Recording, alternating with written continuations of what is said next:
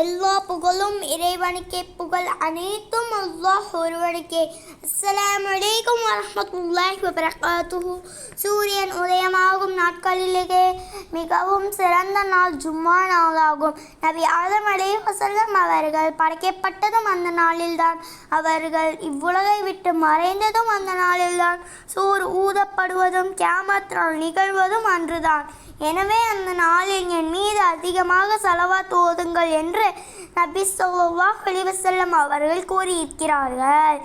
எந்த ஒரு மனிதர் ஜும்மா நாளில் அசருடைய தொழுகைக்கு பின் தொழுத இடத்தை விட்டு எழுந்திருக்கும் முன் இந்த ஸலவாத்தை 80 தடவை ஓதுவாரோ அவருடைய 80 வருட பாவங்கள் மன்னிக்கப்பட்டு 80 வருட வணக்கத்தின் நன்மைகள் எழுதப்படுகின்றன.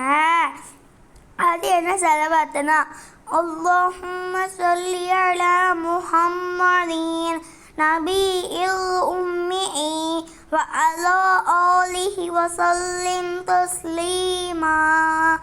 அல்லாஹும்ம ஸல்லி அலா முஹம்மதின் நபியில் உம்மி வ அலா ஆலிஹி வ ஸல்லிம் தஸ்லீமா. இன்ஷா அல்லாஹ் அனைவரும் இந்த ஸலவாத்தை ஜும்மா நாளில் அசருக்கு பின் ஓதுங்க.